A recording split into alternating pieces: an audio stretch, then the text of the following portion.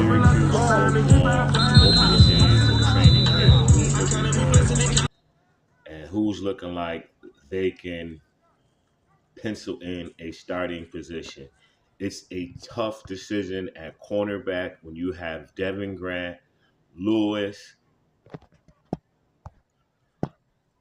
Barnes, and other guys fighting for positions.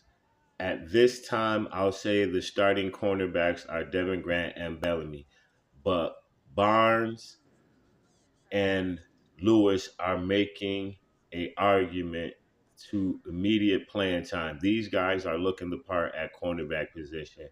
And other positions, we lost a defensive lineman. Braden Ingram is out for the season, and maybe possibly he can come back as a red shirt next year, as if he has any eligibility. But the defensive line is still up for grabs. They're rotating guys. Now I'm hearing Tank and Bissett, if I'm saying this right, Kunda are basically penciled in as the number one guys I'm seeing in spring camp. They are the guys in camp, rather. They are the guys who are getting most of the reps. But you see Peary out there, you see Rod Watson, and you see other freshmen, and you see Isaiah Hastings being switched from defensive end to interior tackle. So who knows who's going to be the up front guys, but defensive end, we're seeing Simmons and Fidel Diggs, Jaquez, King Joseph, and Jobity being switched back and forth from tackle to defensive end.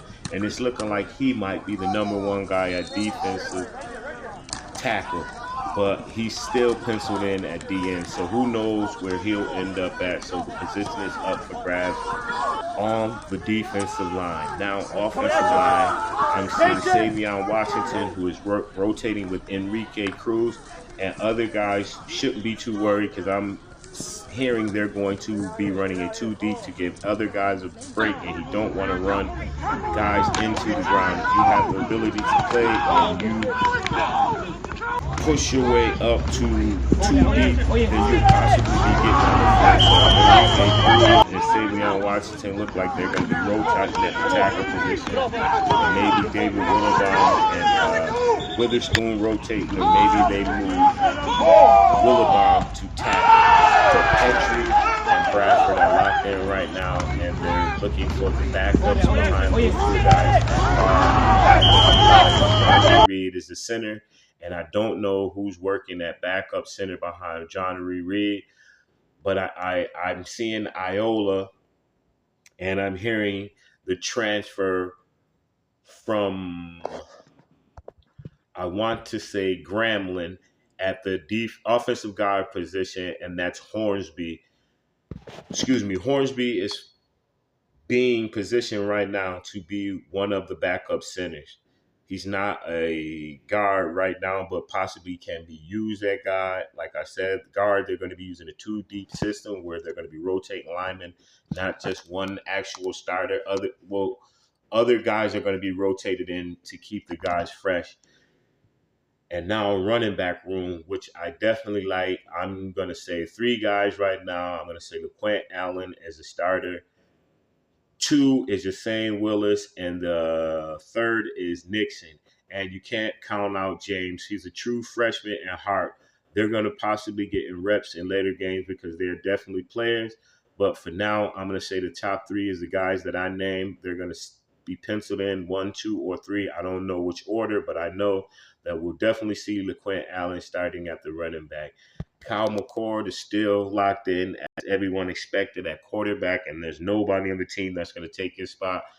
The gap is too wide, but there's a lot of guys who are looking good, like Anthony, the coach's son. He looks pretty good at quarterback. I've seen him complete a touchdown pass to Umari Hatcher, who is looking good at wide receiver, but I want to stick with the quarterback.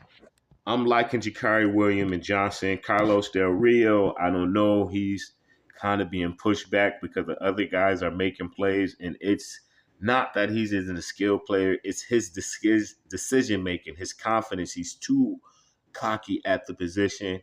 He has the Brett Favre attitude, and they're looking for like a game manager, and he doesn't fit in that personnel. But it doesn't have to be a game manager, somebody that just goes out there and plays within themselves. Don't try to go outside yourself and make big plays. The Brett Favre effect, which Carlos the Real Wilson suffers from. I think if he play amongst himself and let the game come to him, he'll be a better player.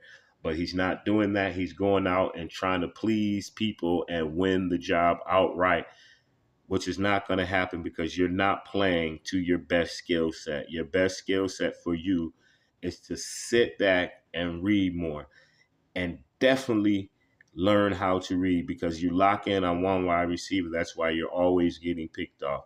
So you don't have the tools right now to be a starter, and I don't think anybody around the Syracuse program can see him being the number 2 guy, because he had all the chances, but he didn't produce. So I think they're going to move on to Anthony Johnson, and possibly third being Jakari Williams, who is being held up as the future of the program. And what I see, I definitely like. He has a pretty good arm, and he kind of has like a similarity to Cal. He's relaxed and confident in the position, and he let things come to him. He's not going out and trying to do everything and win it all by himself, which is a good trait to have for your quarterback, game management. But now we'll move on to some things I think that people slept on, and that's the wide receiver room. Justice Ross Simmons is looking crisp. Jackson Meeks is looking crisp, better than what I expected. But hey, it's Georgia, so you can't disregard a player because he didn't play at Georgia, because Georgia gets the best talent in the country. But he's definitely looking good.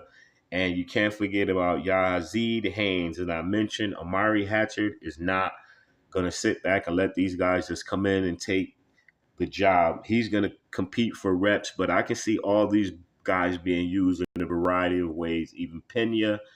And it's slipping my mind. It's a freshman, number 80. He looked decent, and Hale looked solid, and I could see him being a backup behind Trevor Pena, who is looking good at the slot position. Syracuse is definitely stacked, and they're going to be a sleeper this year. And I think they're going to creep up on a couple of people because people don't know what they have coming. But I'm seeing up here, and it looks pretty good. So I think they're going to shock a lot of people. And people are expecting them to lose to like Pitt and Boston College. I can't see that. I see them possibly losing to NC State, but I wouldn't go that far because Syracuse has talent, and I could see them beating the NC State, especially being driven as they are today and the work that they put in and being hungry for a better season. I could see Syracuse sleeping past a lot of people and doing a lot of great things this year and restoring what was old, the winning part of the Syracuse University football team.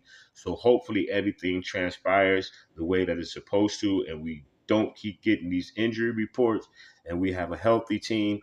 We can compete for at least 10 wins, I see, because I'm seeing the talent. It's just the only thing that scares me is the upfront, but every other position is looking solid. Even the offensive line is looking better. But the scariest thing is the defensive line, because these guys are unproven. But we just have a couple more weeks, and we'll be looking at the start of the season, and then we'll be able to judge what we really have. Until the next time, guys, Syracuse football.